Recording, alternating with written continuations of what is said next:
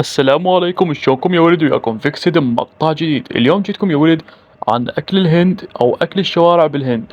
طبعا انا جا اقلب بالانستغرام اشوف لي المقاطع اللي بالانستغرام مليانه مليانه عن هذا الشيء، حرفيا كله اكل، كل شوي يطلع لي اكل الهند او اكل الشوارع بالهند، وهو حسابه او حسابه ينشر هاي السوالف كلهن.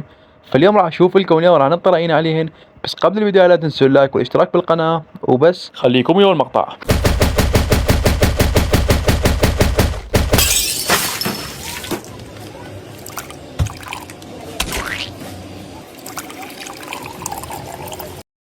طبعا من تشوف لك اكل هند بالشارع او شكل شوارع الهند لازم تخلي ببالك البهلوانيات والحبشكلات هذه، وحاول يسوي لك طف طف طف وحبشكلات انه يشوفون يا عمي يشوفون لك انت حبيبي داخل تشمبر 5 نجوم حبيبي. يمي حج. حرفيا يا اخي ما ادري شو الحركات الغريبه هذه، انه يحاول يبين لك انه شوف ترى طلع فلوسك. جاي اشوفك حركات، يعني شاف ذول اللي بدبي اللي قاعد يسوي لك حركات وعليها فلوس، هذا يسوي لك نفسه. يلا نكمل.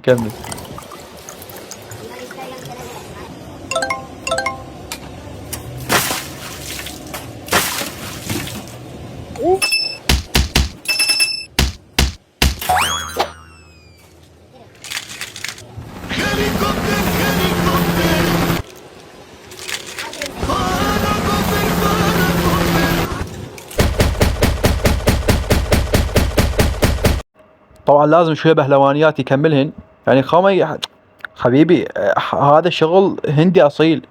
شايفهن لو ما شايف؟ يعود يشمرها بفوق وطف طف طف طف.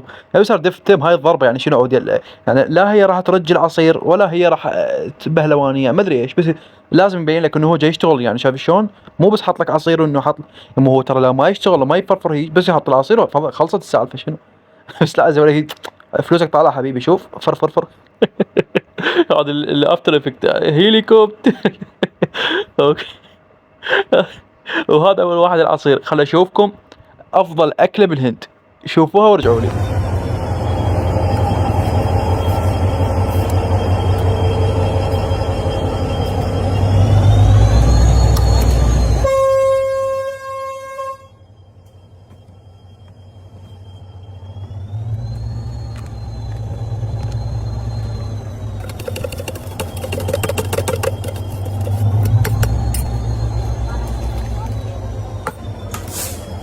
اتحدى احد باليوتيوب مشوفكم اكلة الدود المبهر هذا.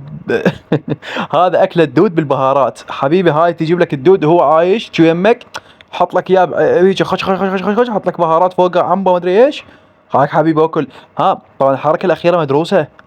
عبالك هيك شيء يسوون الهنود؟ لا حبيبي، فوق الدود هذا اللي اخذت منه، مو صبت له حطيتها فوقه، خاف توقع الحبشكلات واحدة ثنتين، يرجع حطها فوقه فوق البقيات يعني يرجع تستخدمه بعدين. النظافة ما احكي لكم عن النظافة حبيبي، النظافة 100%. ان النظافة من الايمان، فهم ماخذيها يعني على بس 100. حرفيا اكل الهند، اذا رحت في يوم للهند، الله لا يسمعها ان شاء الله اسويها.